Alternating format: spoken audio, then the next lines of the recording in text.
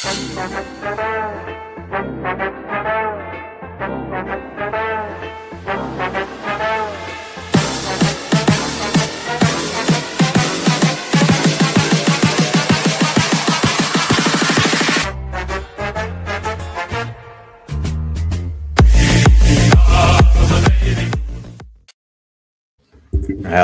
and welcome to you. It's time to get into the Navy Blue review.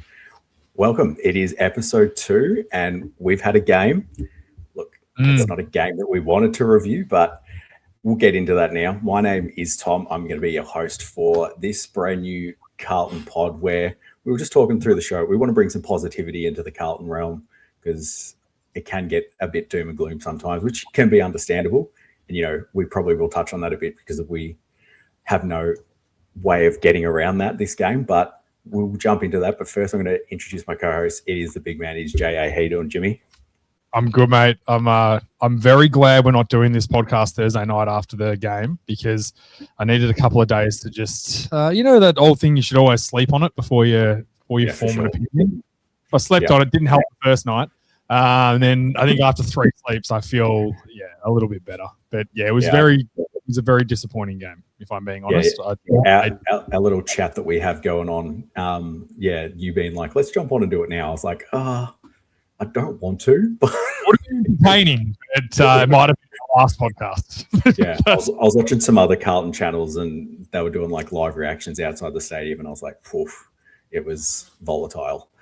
To say the least. The thing to remember is and I know as a Carlton fan base, we're diehard and we love our club, and that's why it is such a likable club to be a fan of. But just please remember that these dudes are just humans. They're just out there. They're trying their absolute guts out. Like, I don't think any player on that field didn't try on Thursday night. Sure. There wasn't guys that I was like, he's mailing it in.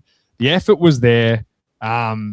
It's just, you can't win everything. And I know it's been a long time since we've had some success other than, a couple of years ago, but you just have to stick fat and, tearing the players apart. I don't get it. Social media tearing them apart. It's stupid. One, they don't care. They don't read it. So don't worry about it. Just get in your group chat with your couple of mates and do it in there and have a bit of a meltdown and then move on. Well, speaking of group chats and not getting it on air, that's exactly what's happened with Sam Doherty. I don't know if you heard about that, but he has a little private chat with Dan Gorringe, and then that's been blown out of proportion because the mainstream media don't understand how the internet works. So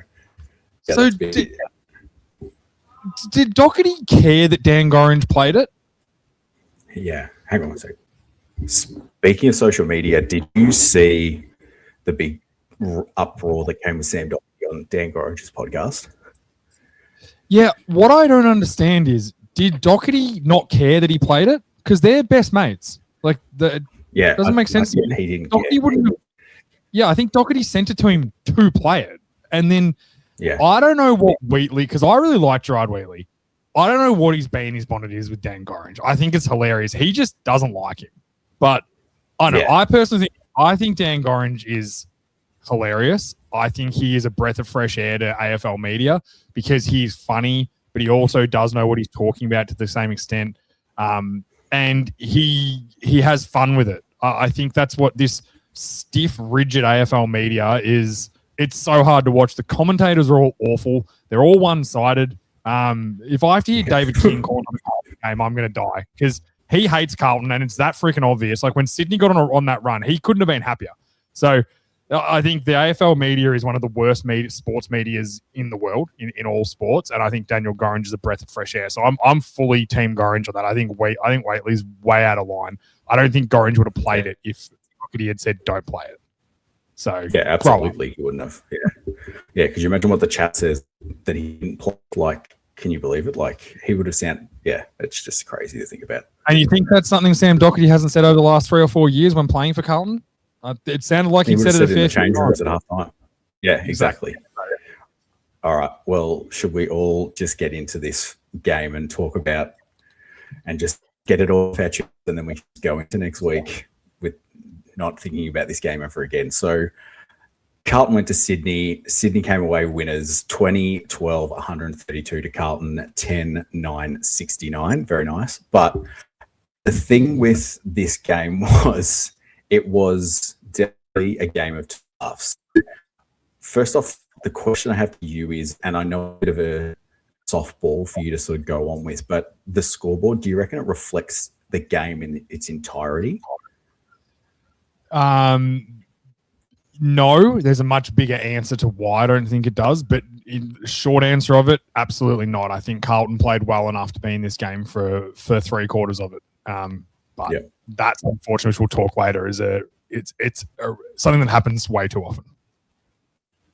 Yeah, and I think that's just going to, what we're going to talk about, which is it a mixture of how the club actually set, or it's just a matter of a youthful young team going against some bona fide superstars of the competition? So, which we'll get into. One we all know too well in the past in a Carlton jumper, but we'll get into that. And I think the biggest thing that we can start at is we'll just go through the game as the game played, which was the game first half. So we'll start off with Carlton showed a lot of promise early. The young players looked really good early as well.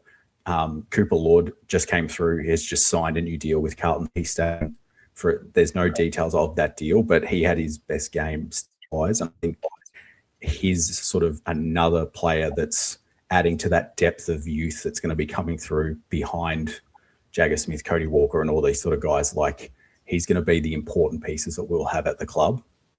Yep. And Blues were well and truly in the contest at halftime. Yeah, well, I think the disappointing part for me was in the first half. And again, there's no secret that Carlton's ability to score from inside 50s is one of their biggest things, because they go inside 50 as well as any team in the AFL. They win the ball as well as any. Even last season, they were top 5 in contested possessions. So they can win the ball. They defend well enough. I think that the disappointment, you go in 24 times in the first half and you kick 4 goals. It's not good enough. They don't deliver well inside 50. They don't run and carry the ball enough. Like, if you look at one of the biggest takeaways I took from this game, and this was really highlighted in the third quarter, but if you look at meters gained, right, which is a big stat in the AFL now, and considering how small this ground is in Sydney, it's even harder to get meters gained. So Sam Walsh was number 1 on the field with almost 700 meters gained. The next 6 guys, I'll tell you, the next 1, 2, 3, 4, 5, 6, 7, the next 7, 6 of them are St Kilda players. And the only one's Ollie Florent, who's the Sydney 7th guy. Sorry, we're Sydney guys. That's it. So they dominated that. They were able to penetrate, win the ball, and then do more damage with it. Carlton won the ball plenty in the first half. I think they controlled the game for the first half. I think they were the better team in the first half, but they didn't do enough damage on the scoreline. And then when you don't put teams away and you don't put scoreboard pressure on them, you leave the door open for them, and Sydney are too good a team to do that too, especially on that ground where 2 kicks gets you a goal. Simple as that. You can kick it twice, almost full back. You're in goal range, which is another. Yeah, and I think what was quite evident on a rewatch of the game was how Sydney used the ball in that second half. Like, it's easy to say use corridor, go direct. Carlton tried to go direct. They went too wide of the centre, if that makes sense. So they tried to go direct, but they skirted the wing a bit too much because they were too afraid of their skill errors costing them big on the Sydney ground. And I think Sydney looked a bit fumbly in that first half because Carlton were putting the pressure on them. But once that pressure backed off just a little bit, their good players are good enough to be like, I'm going to take that kick because I can take the risk. And then that's where all of a sudden you give guys like Charlie Curnow a one-on-one, he's going to chop you apart. And same with like Justin McInerney as well. He kicked 3 goals in that third quarter because he was just the odd guy out that was after a Marty and McDonald.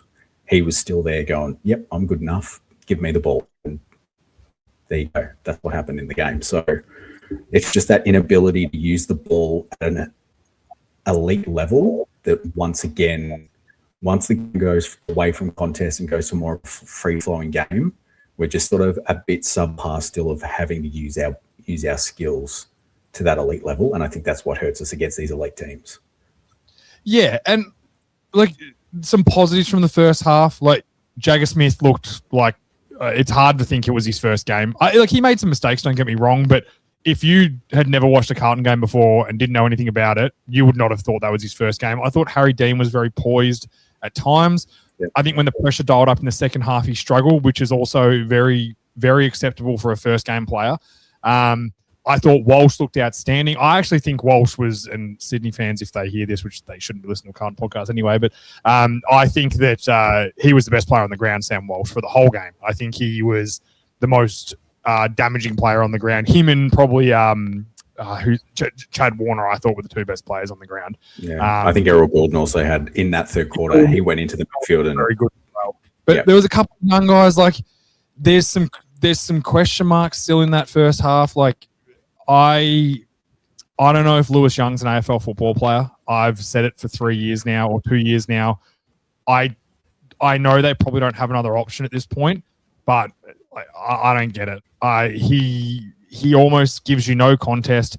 He is, I don't want to say he's scared. He seems timid to get the ball. He's definitely not scared. That's stupid. But he's timid when the ball, he's nervous. He makes dumb mistakes. He's not confident. When Wiedering goes to win the football, he wins the football, right? It's him, football, I'm grabbing it. If someone beats me, they beat me, whatever. I'm all good with that. But the effort's there. Lewis Young is very, do I get this? Don't I get this? Or can I just try and push my man away and hope he goes out of bounds? He plays in a very weak mindset. It's not I want to win the ball. And that's a problem when you're a defender. You got to want that ball all the time in modern AFL because, that's what the best defenders do, right? So there's some issues there. Their forward line needs some work. But again, I think first game, very big changes. The last 3 years, all they've done is kick it long to Curnow. Curnow contests and they hope for the best. And in fairness, it hasn't worked for the past 2 years. So why do we think it was going to just turn around and work now against a good Sydney defense on a tiny ground where you can't find space? But there's reasons where that stuff went awry, right? So the first half had some positives, it had some good moments. I was really, really happy with some of the guys. I was really happy with Walsh, as we all know. I love Walsh. So there were the positives, and then the third quarter started. I believe we kicked the first goal of the third quarter, and then that was it. I think so. Yeah, it was. I think we actually kicked 2 goals in that quarter. It was a 14-goal quarter. It went for almost 40 minutes. So it was unheralded. It was the second most points scored by a team since Essendon scored 91 points on the Gold Coast Suns in their first season. So that just gives you a sort of an insight of how rare this is for. We've been a part of goal runs before. I've watched a game where we played Adelaide. They kicked 19 consecutive goals on us in Mark Murphy's 300th. So it's not foreign to Carlton supporters. But just to go on your point about Lewis Young, I understand where you're coming from with the Lewis Young side of things, and how you said that he was probably the only option available. And I've heard a lot of Carlton supporters and a lot of people say Wade Dirksen got brought on the SSP for this situation, but he's never played a game of AFL football. Yes, he's a mature, aged sign-on, but to go into the SCG, which is a cauldron for most teams in the AFL, no matter how good or badly they are, going in with just Jacob Wiedering, a kid that was pick 3 6 months ago, and a guy who's never played an AFL game, all of a sudden you're putting yourselves on the back foot. So a little risky. I know Lewis Young's got his detractors as a footballer, but he has got the ability of being able to know what it's like when the heat jumps up. And yes, he might not be good enough to execute at the AFL level, but he knows what that feels like. And that's a whole different, and you've played high level American football, gridiron, and you know what it's like playing a team week by week and then going to play when you play for Australia, the different level of, you're not just going to throw any guy who, and I think that's that level that the AFL is. So I think the frustrating part with Lewis Young for me is that I think he could be really good. I think he has all the ability and he flashes it a lot. I think he just has to get into fuck it mode. I've just got to send it. And if I fail from giving it everything I've got, fine. It's not a big deal. I've given. He just doesn't back himself in, and that's a problem at the AFL level. Even the worst players should be backing themselves in every single time, because otherwise what do you? They get, and I think it comes down to a lot of availability. I would have confidence in Lewis Young being in a team if you have Nick Newman, Lockie Cowan, and even Nick Haynes in that side, and then Lewis Young's if you need to play a third tall. Haynes wasn't there. Nick Haynes has a chance to play this week. I was trying to work out who I was watching it with Dad, and I was trying to work out who the other defender they were missing was. Obviously, it was Nick Newman. And I couldn't think of the other guy. Yeah, Nick Haynes. Thank you for that. I completely forgotten he was on the team. I think the long-term prospect is, of course, Harry O'Farrell, who did his ACL last year, and I think he's the one that all these guys, Dirksen, and are keeping the spot. Nick Haynes even are keeping the spot warm for when he comes back. He is going to be the second tall that all of a sudden will unlock Harry Dean to be the internet mid-sized key that he was drafted as. And I think this is where the frustration comes for Carlton supporters, because we have all these little pockets of players that aren't ever playing together. And you go into the season being like, oh, Harry Dean, Harry Farrell, Jacob Weering, we're going to be great. And then they never play together. So what's that ever going to look like? And then you end up going into opening round with Mitch McGovern, Adam Sard, and Lewis Young. And you're like, oh, of course we're going to get the same result, because it's the same guys that we're just rolling out there that aren't going to get it done. And look, Adam Sard's injured again, so he's done low-grade hamstring. So that's it's a player that they got to bring in, and it's going to be interesting to see who they bring in for him. If they give a young guy go, or they'll just go back to bringing in the same old defenders. But we'll see how we go. Yeah. But I actually thought Sard played quite well at moments. Like, he's a bit hit and miss, but when he gets his run going, he's great. But I think he's a bit of a liability defensively. I think that's his problem. Like, at some point, if you're a back pocket or a half back, you have to be able to defend too. And I think he tends to run incredibly hard to get the ball, but he seems to be missing when it's going the other direction, which is a big problem with Carlton. I think that's why this third quarter run happened, to be honest. And I think that's why it tends to happen, because I think Carlton are so good. Like, as Sam Doherty said, I literally said to you in our chat, did Sam Doherty steal my messages from Thursday night? Yeah. You don't have to be a genius to work out what goes wrong with Carlton and why Sydney get on a run like that. It's because when they can't win the football, when they can't win the contest, when they can't stop the ball and get it forward, they don't have an answer. Now, I don't know if that's coaching, personnel. I'm not in the building, so I don't get it, right? But all I know is whenever they stop, whenever the tide goes the other direction, they can't stem it. They can't stop it at all. The only thing that can stop it is the other team making mistakes, and that's why they tend to beat the crap teams and lose to the good teams. That's why they're in that middle ground, right? So I don't know how they fix that. I also, Voss's game plan, it seemed pretty similar. It was the same thing. It's week 0. So cut him some slack, give him some time. But I also don't know if he has the personnel to change anything, because Cripps played forward most of the second half. So what are we doing? That's not the play. If Cripps isn't playing on ball in the middle, you may as well not have him in your team. He is not good enough to go forward. I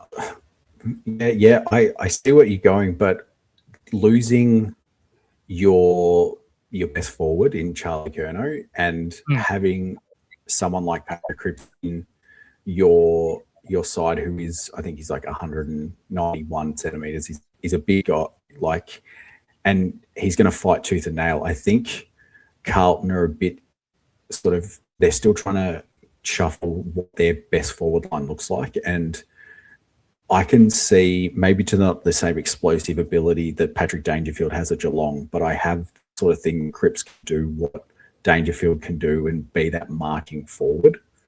So it might just take some time. Patrick Dangerfield, and it's always going to take cohesion as well. Like, you think Brody Kemp is coming back off a big injury. It's the first time Harry Mackay has ever been the big gun in the forward line. His whole career, he was drafted the same year as Charlie, so he hasn't been on the forward line. He was way too far upfield all the time, Harry Mackay. He needs to be deeper. But Harry, I think Harry gets confidence.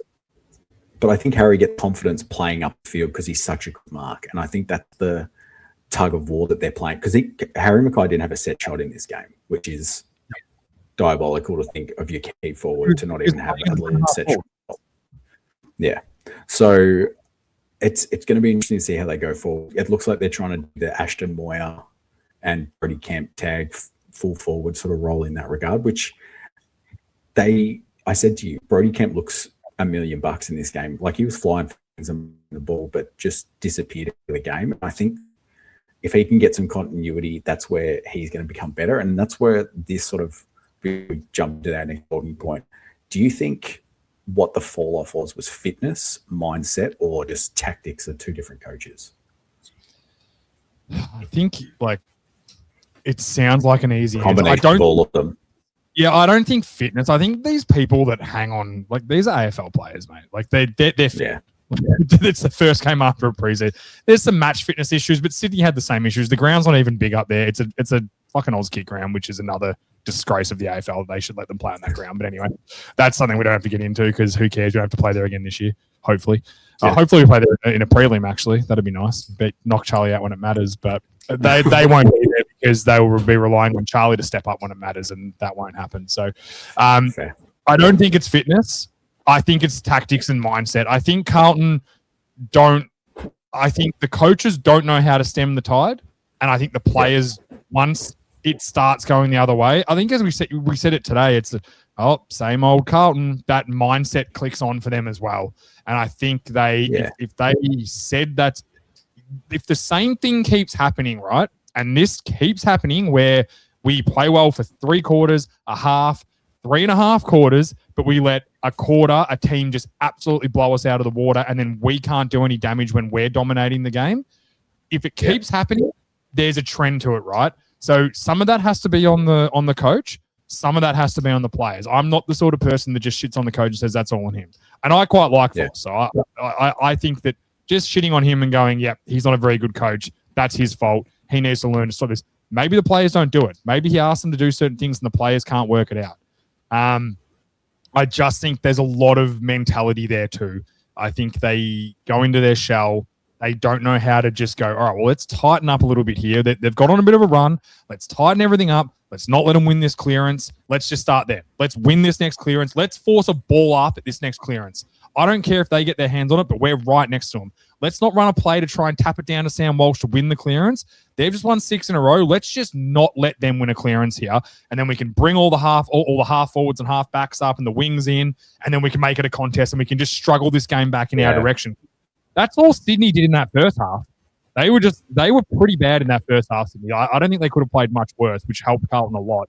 And they just tightened up and made it really challenging for Carlton. They made them shoot. They made them kick wide going forward. They just made it that little bit tougher. But then when Sydney got their run and Sydney got their momentum, it was like Carlton may as well not have been on the ground. That's the problem. Yeah, and it was true.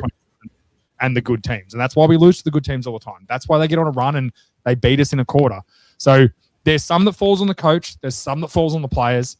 But all I know is, and this is the harsh reality of professional sport, if Voss doesn't change it, if he doesn't work out how to stop this happening, he won't have a job next year. And I'm not saying that gleefully. I think I don't want to have a new coach and restart again. No, I want to work it.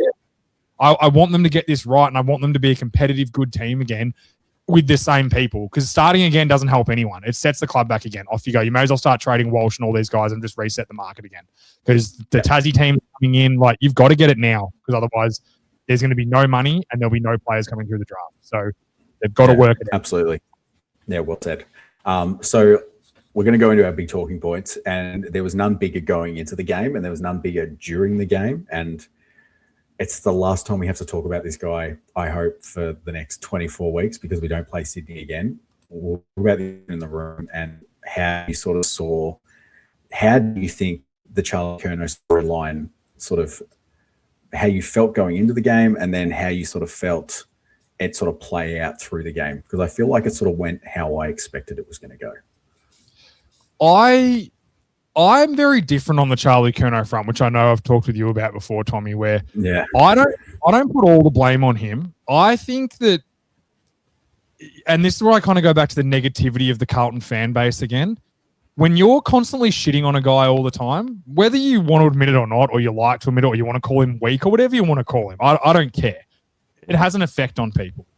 he didn't like the limelight. He's clearly not that sort of guy. He just wants to play footy, go for a surf, and enjoy his life. Like, there's nothing wrong with that, right? So Carlton's not the right space for him. And I think the way it went down, people getting shitty with him about how, well, why did he wait? What's he meant to do when the rats of the AFL media start sniffing it out of the club? Which someone's released that, and it's either a Curnow person or a Carlton person that started like spreading that rumor, right? What's he meant to do halfway through the season? Go, yeah, I actually do want to leave this year. Like, what's the guy meant to do? How does he play that? How does he play that any better? Well, the note was that it came from his management. That's where that story came from initially. And so they're the weasels of the sport industry, so it doesn't surprise me. But this is, I think, this is my side of the thing. And yeah, I completely understand where you're coming from. There's just guys who don't mesh with teams, but this guy was Charlie's crew. He was all the junior members. He was always every kick a goal, beat his chest, like. And then to at the end of halfway through last year, you could just see it in him. He just gave up. Where Tom de Koning, everyone knew he was going, but I don't think Tom de Koning gave up. Like, he kept trying, but the weight of the world was on that man's shoulders, on Tom de Koning. He played hard all year. He was playing. And I think that's just what sort of has left that sour taste for him now to go up to Sydney and just to all of a sudden look like he's the cock of the walk again. You kind of go, well, hang on, like, if you just gave that effort on the way out, you don't leave that sour taste for people's mouths. And when you're being the Brownlow and sitting with Bailey Smith and, you know, having the sponsored walk to meet Dean Cox out the front of the SC, that's the sort of stuff that you sort of go, well, did you want to go? Like, there's ways about it, and then there's can't do it. I think he just did it the worst possible way. Yeah, that's fair enough. So maybe and I think that's where I come from, that sort of situation. But talking about in-game, I was expecting, you know, a bit of the rough rousing, and, you know, we just gave him nothing, no handshake or anything. Like, I was expecting all of that. Yeah, I was expecting. That was the only thing you got to give Lewis Young. He was the first bloke to get stuck into Charlie, so that was interesting to see. And then you saw like Cripps get stuck into him, and then he threw. Exactly, that's what you do with your worst players. If the good players get them, they're the ones you say go do something about that. But not in this day and age. But no. I think you could tell, like, when Cripps started getting stuck into him, like, I think Sydney also took the storyline of Charlie Curnow. They were kind of like, all right, we've got Carlton here. If we keep getting them sucked in, they're going to forget about the game. I think what everyone was talking about that Carlton shouldn't have done in the first half, they started doing in the second half because the game was getting slipped away. So they're like, let's just result back to, let's get stuck into Charlie and see if we can. Yeah. And then, as what the cream on the top of a good team is, Charlie just sort of just wore it all, and then had his chance and he kicked the goal from 50 metres out, and then it was done. Once Charlie kicked that first goal that he kicked, that was it. You could see the SCG almost released a pin of air where it was kind of all the Carlton supporters sat down that were giving Charlie crap, and Sydney all just rose up and they said, yeah, guy, sort of. So I think it was, and the only way they were going to ever get around with that was if Charlie kicked a goal in the first 5 seconds, and then that pin would have been released and the game would have just got on, because they just kept it going. And then he was always going to kick a goal. Charlie Curnow almost held the record for kicking at least a goal in consecutive games for years. He was always going to kick a goal.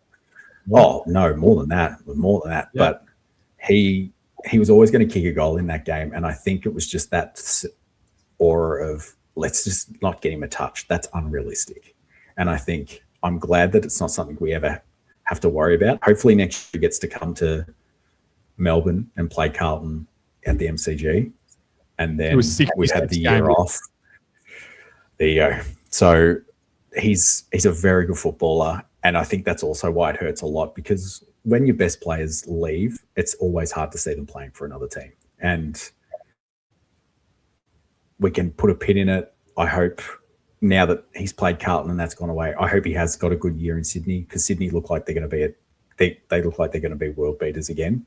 And now they've got. I hope he does too, because I quite like him. And I also don't think he played that well. And I said I'm not just being a Carlton hater because I probably like him more than most Carlton people still. And I thought Wiedering absolutely had his number for the most of the game. Yeah, he kicked a couple late on those snaps when the game was over, which was fine. Like that, they're still goals. They still all count. And that's what he kind of used to do to us. He'd kind of bury the game late, which was always handy. It was like when you were up a few goals, he get on a run and kick 2 or 3 in a row really quick and be like, all right, the game's over now, which I always loved, don't get me wrong. But I think for the most part, Wiedering handled him phenomenally. And I think if the game had continued like it went in the first half, I actually think Curnow probably wouldn't have kicked a goal unless it was a junk time one when it wouldn't matter. Because, yeah, if Carlton could have really capitalised in that first half and put 10 goals in the first half up, which was from the amount of inside 50s, that's going at less than 50% a goal. Like that's not that outrageous statement. So if they could have kicked 8 or 10 goals in that first half, really put some pressure on Sydney, you don't know how they respond in that second half. They might be deflated. Carlton might be up and about, and they just run over them, right? So I think if some butts are fantastic, but that's all the thing. I think Wiedering proved that he is. Curnow was very lucky to not have to play on him for a lot of years, and Curnow does struggle against those premier defenders, like most guys do. That's why they're premier defenders. So I think Wiedering really gave him a handful. But I actually, at first, I was a bit shitty about it all, and I was like, God, I hate this. At the game ended, I think Carlton handled it well. They didn't go over the top with him too much in the second half, maybe, but I actually think it was more the other Sydney players that were then like making it more of a thing in the second half. It's like every time a Sydney player would do something, they'd go and get stuck into someone about Charlie Curnow you could see them saying, how'd you let him leave? It was like, he didn't even touch the ball then. Like there was one play where Cripps was looking back at Chad Warner like, what are we talking about Charlie for? He's on the bench. Like, what are you talking about?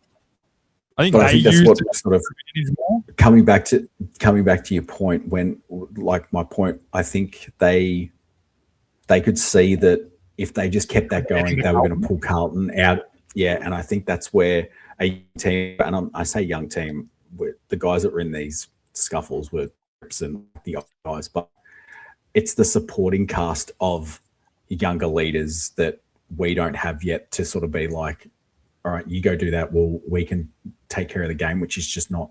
And I think that's why the leaders have copped a little bit this week, because when you've got a younger team around you, you can't get hung up on all that sort of crap. So I think it's a learning point. It's going to be a big, they say we're becoming, response FC Carlton, because every week we lose, we've got to respond, but it is we are against the team higher standard than any other club in the AFL. Like no one ever talks about Melbourne.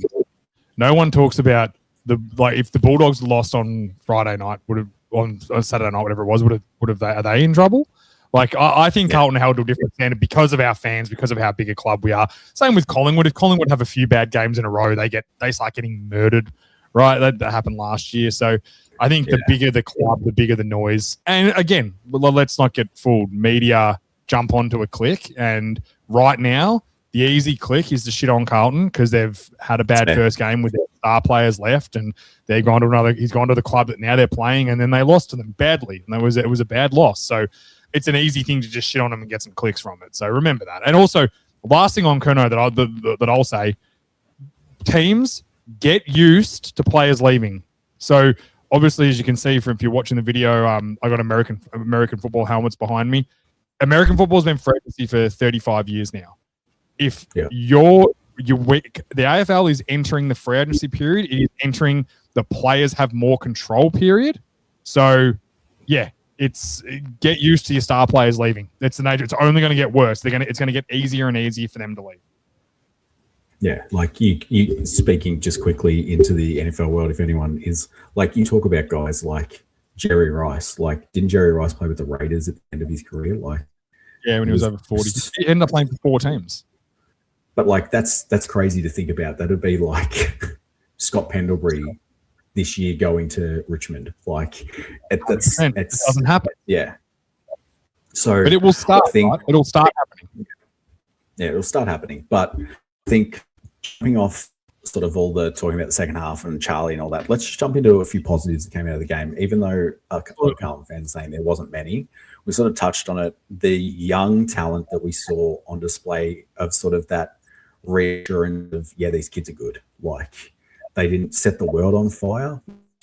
As you said, yes, Smith had a few mistakes. Harry Dean sort of faded out of the game, but I think Harry sort of faded out of the ball was coming down as much as it did in the second half for Sydney. So I think his composure was really interesting to note, and his won the contest was also quite good to see. Like, he just does not want to get beaten, that kid. And I think once he starts getting a little bit more size, he's going to be a terror to play on in this modern AFL, because a lot of defenders always peel off and, you know, hand over. I think he's the sort of kid that's like, no, you're my man. You're not getting a kick today. Like, I feel like he's going to have that.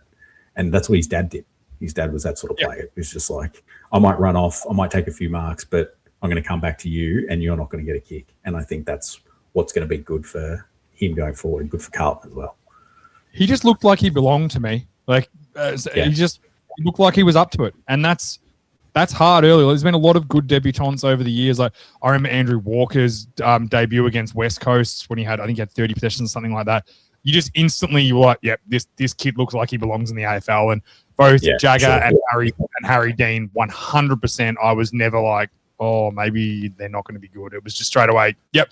And like, keep in mind, it's their first game, so they're probably going to have worse games than this, but they'll probably have some better ones too, and they'll work it out. It's a bright future for those two. A couple of really good pickups for Carlton, and like we shit on Carlton for list management a lot. Two very good list management moves being able to get Jagger Smith and Harry Dean. Like, realistically, they got Jagger Smith for Owies. That was what it weighed up, and some picks around. Like, Owies can't get a game in West Coast anymore. I'd happily have him back just quietly, but, you know. Yeah. And Harry Dean, and everyone that's saying that they want Charlie Curnow back, just wait till next year when we get our number one pick in the door and see how that. I've seen a few kids. That's not getting ahead of ourselves, because that's what we also get copped at Carlton, that we're already talking about Cody Walker. But next guy. No, but I think Harry and Jagger were really good. They should be proud of themselves. It's a very good game. Also, that next layer of youth as well, the guys that have been around a little bit longer, like we mentioned Cooper Lord earlier, I think he played one of his better games for Carlton. Guys like Ashton Moyer, he's put on a bit more size as well, and you can see these sort of little bit developments. And this is what I don't want Carlton to fall into, that the panic stations of, if we might lose a few games, instead of going with your younger guys like Ashton Moyer and, you know, like Billy Wilson when he's healthy and all, just sort of go, oh, let's put Blake Acres in. Just the guys that are, you know what you're going to get out of them, because the known sort of quantity or quality at Carlton is going to get the job done. So you might as well give the kids a real go. And I think that's also what Voss cops a bit, is that he hasn't enough these younger guys, and whether that's justified or not, we'll see. Like Jack Ison in the reserves only had a really good game as well, so I think he'll sort of be fighting in that sort of spot with, and even Taylor Byrne. I think he'll be someone that'll come in for Lockie Fogarty sooner rather than later, because the game's going past Lockie Fogarty a bit now, with just, he's not got that speed to be influential tackle pressure wise, and he doesn't kick enough goals, where Taylor Byrne has that same sort of quantity of pressure, but he kicks goals. And I know he's only 18 years old, but you just got to see what these guys have got. There's no point playing in seconds.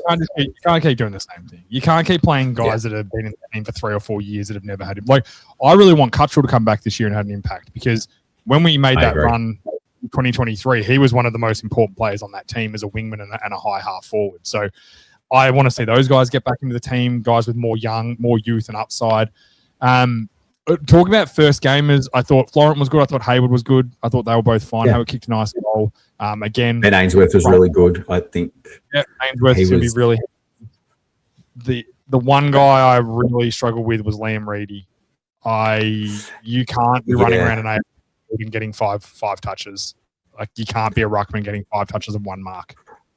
Well, I think this is how you were saying Cripps time in the forward line. I think that was Reedy as well. They were going to go big because the ball was going in a lot into the forward line and we weren't capitalising. So I think that they were taking Reedy out of that ruck role because we haven't mentioned him yet. Probably the best player on the ground. Well, you've said Sam Walsh, but Mark Pitnet was probably the best player for Carlton. Played very well. Yeah, he had a good game.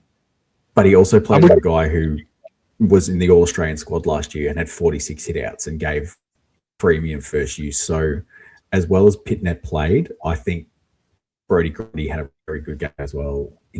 I think he beat him in the ruck, but Pitnet may have beat him around the ground. So depends how you want to take that out of the game. It was all the same. It was a tale of two halves. I think Pitnet absolutely manhandled him in the first half, and then like every Sydney player in that second half, he just took over control. And that third quarter, his ruck work was outstanding. Now, Pitnet, it makes me feel better about our rucking situation without Tom DeConey. So I think that Pitnet can carry the flag this year. He can be a solid player. Like, don't expect him to kick 3 goals every week.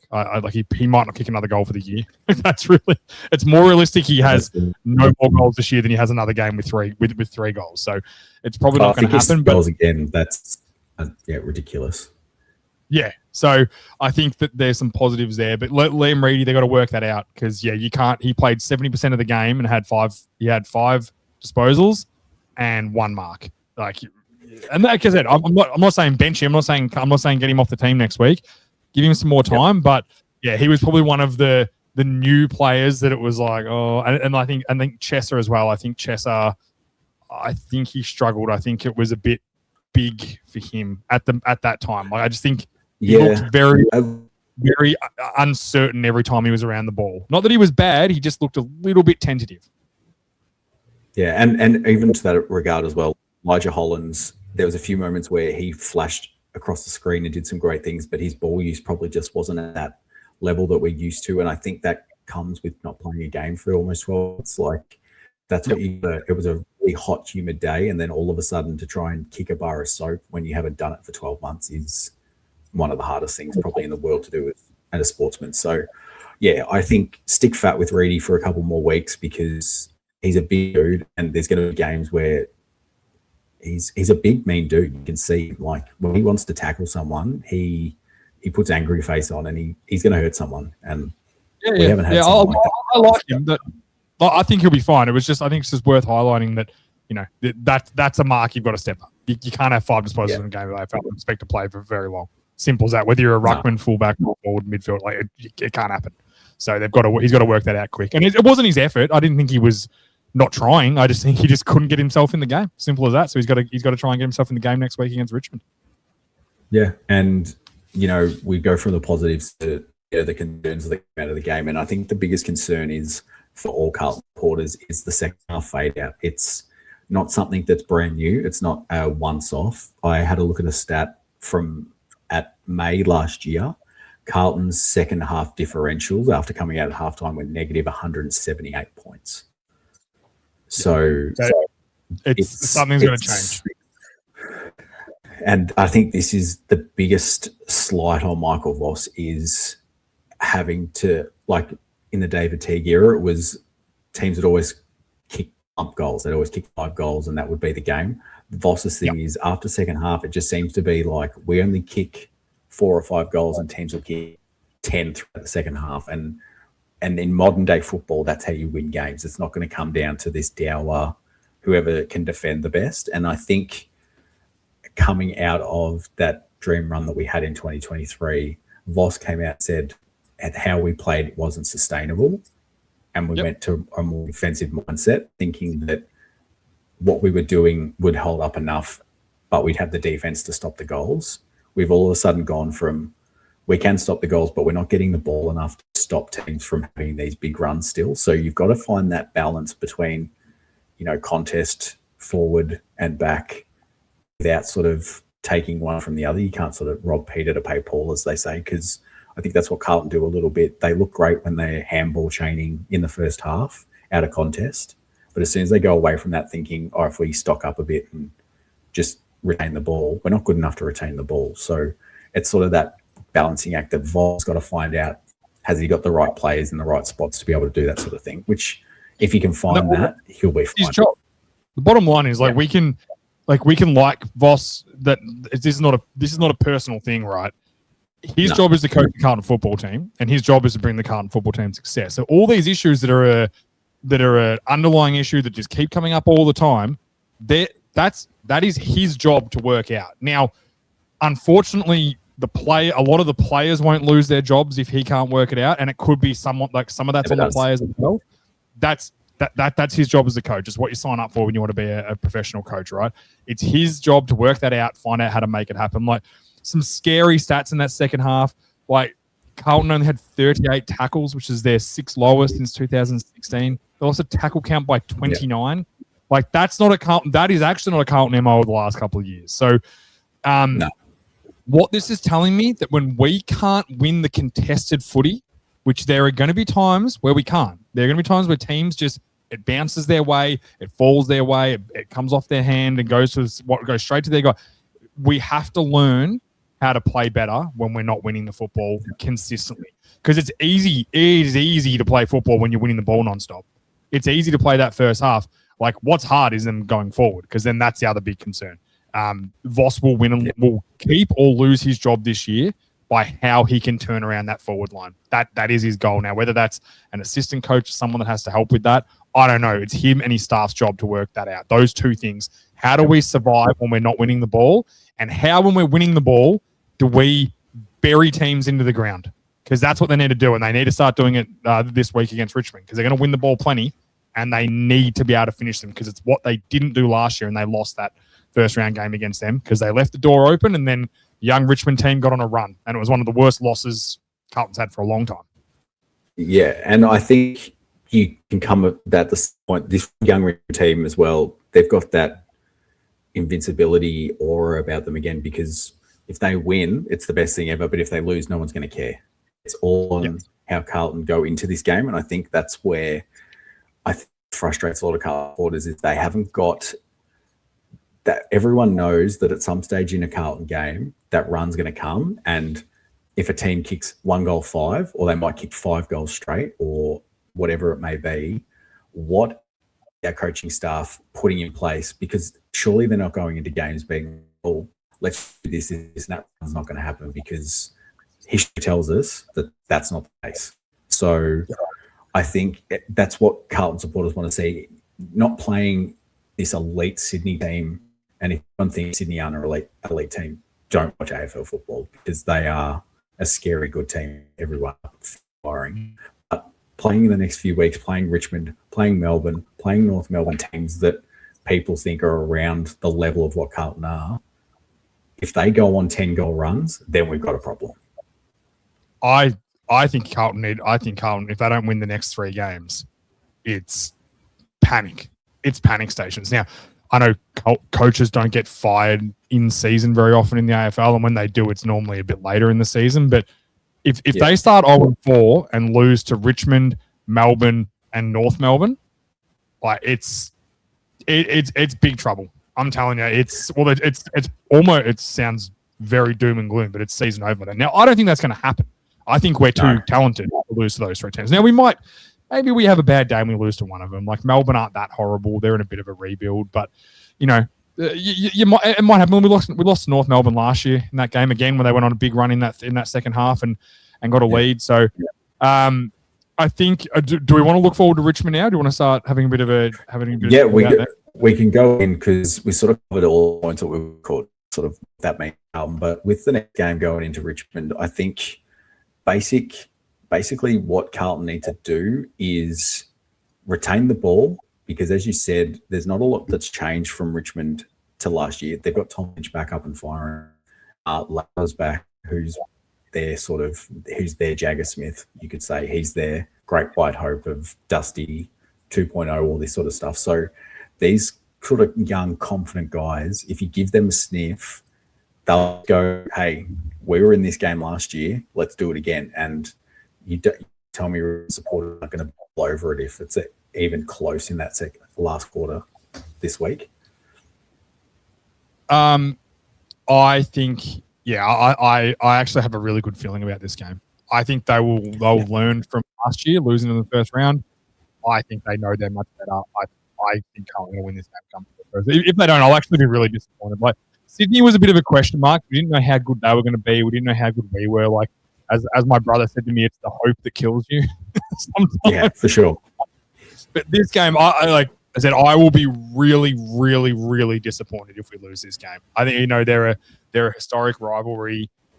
They're certainly not expected to be a very good team this year. So I think they should be able to go in there and sort it out with the players. And I want to see some big players in big games. I want to see Walsh do it again. I want to see Cripps step up and take over the game and win and play really well. I want to see Harry Mackay kick 4 or 5 goals, but it's not even the goals. It's just I want to see the dominance from him. I want to see him grabbing the game by the scruff of the neck, and which he has done so many times in the past, and say, "Nah, this is my forward line.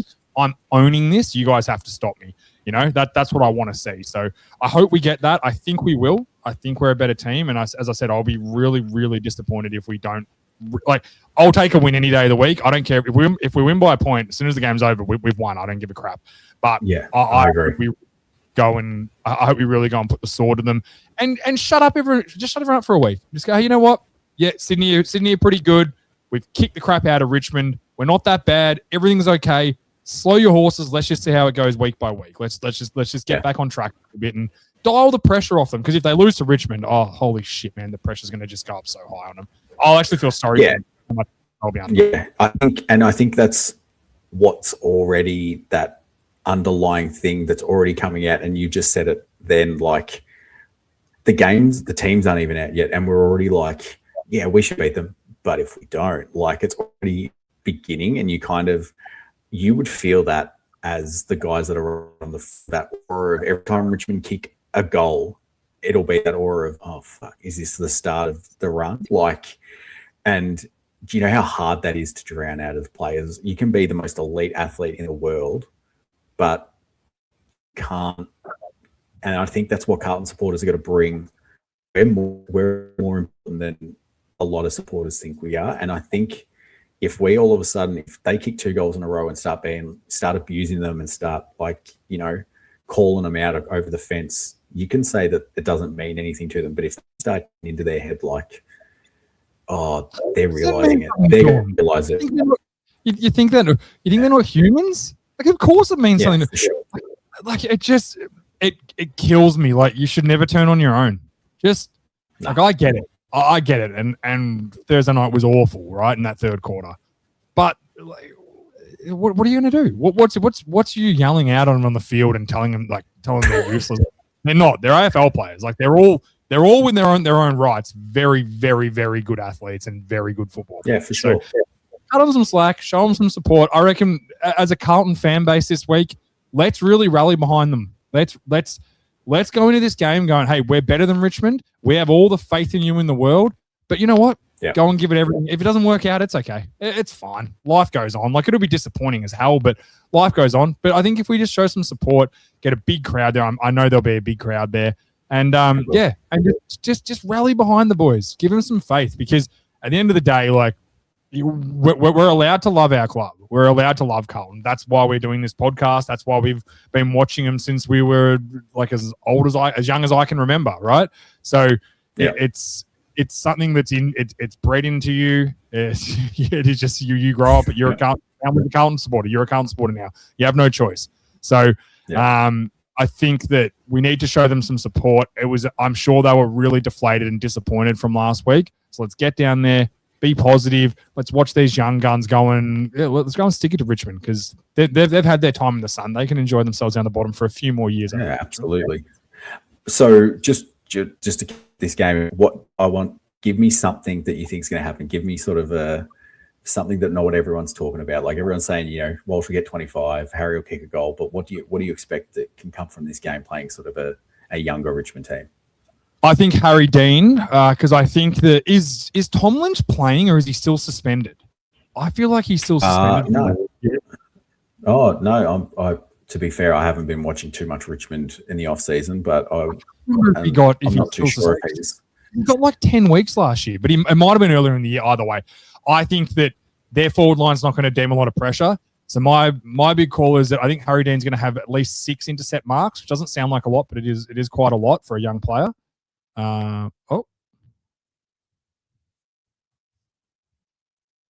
Thomas? Yeah, so going into this game, what I want a big call. Like, I know, probably going to give us 25 and Harry's going to kick 2 goals, but what's your big call going to be from the game? I think it's easy to be like, oh, Cripps is going to kick 5. Like Harry Mackay's going to kick 5. Cripps is going to take over the game. Like, they're all easy ones that I think could very well happen. My one's going to be, I'm going to back in a young guy. I thought Harry Dean played really well last week, especially in that first half. He's not going to be going up against the same sort of ferocious team as Sydney. Oh God, I hope not. I hope Richmond aren't that good, because that'd be really deflating if they were good. But I think he's going to have. I'm going to say 6 intercept marks. I think Wiedering's going to get him under control. There's not as a demanding list of tools for Richmond, so I think he can float around a little bit. Bigger ground, bit more space. They'll force Richmond. I think they'll be able to force more pressure on Richmond, make them kick it worse, deliver it worse. And I think that Harry Dean will eat up. I think he'll have a really good game. I think we'll come out of this game going, yep, this kid's a very, very, very bright future for us. Nice. I like it. Yeah, well, my big call is I reckon I'm going to go with 10-plus goals from Ben Ainsworth, Will Hayward, and Elijah Hollins. I reckon those 3 are going to give us 10+. I reckon I think Richmond are going to have they got the good players. They got Hopper, Taranto through their midfield, but they sort of fall a bit the wayside when it comes to youth on the outskirts of packs. And I think those 3 guys can really have a big impact on the scoreboard if they kick well. And yeah, Elijah's had 1 game back. I'm a big rap for Elijah Hollins. I think he has everything that Carlton need in a player. He's got X factor. He's a good runner. He's got a great ball use, and he's got a good sense of goal. So I think, that's my big call is those 3 guys give us 10+ goals. But what I want you to watch out for on the Navy Blue review coming forward is I'm going to the game on Thursday. I'm going to be doing our first game day vlog. So I'm going to take a camera with me. I'm going to film what's going on at the ground, getting into the ground, what it feels like from my seat. First time seeing my member seat this season. So I'm really looking forward to it. So look out for that video that'll drop sort of after the game over the weekend. And that's it from us. Can I deliver some breaking news? Yeah, our boy, Big Georgie boy, he's just sent into our baggers chat. Sam Doherty has been withdrawn from the Blues pre-game function Thursday night after stinging criticism. They have. Okay. I'm just going to say one thing on this because Sam Doherty is one of my favorite players of all time, and he deserves that much respect for what he did as a person and as a player in the AFL. Carlton, you've got this fucking wrong, and you've got it wrong right away. He's allowed to criticize you. He's an ex-player. Yeah. He's an ex-captain. He always stuck fat. What he said wasn't untrue, so you can not like his words. But sorry, at least he's got the balls to say it publicly because everyone's thinking it, right? Every ex-Carlton player, every coach, every player on the field's thinking it. Like, they're thinking exactly what he said. So fix it, Carlton. Fix it real quick because you don't want, if you want them to really start turning on you, doing that sort of stuff to Sam Doherty, there's where it's going to start. Ban Dan Gorge if you want for playing it. But sorry, there's nothing wrong with saying something. Like, you're allowed to have an opinion, and you shouldn't be banned because of your opinion. It's ridiculous. So anyway, that's a PR. That's a PR move from the team. I think get down there. I'm going to be there. I don't know how to be there, but you're definitely going to be watching. I'm sure we'll be chatting about it all night. Jump on. We'll do our show same time. We'll bring out the show sort of Sunday or Monday each week, depending on when the game is and what's going on in our lives. Because even though we love Carlton, we still have families and everything like that. But jump on. Link in the description for the Instagram where I'll sort of be posting or game day sort of stuff. Any news that comes out through the week with Carlton as well. Also linking below the Vault Studio, what JA's running, doing great work. If you love anything in the NFL stage, we're all across it doing some great things, doing some great collabs in the off season as well. So jump on, see what you like. Thanks for jumping in with the Navy Blue review for another week, and I'll see you guys next time. Peace, everyone. Go.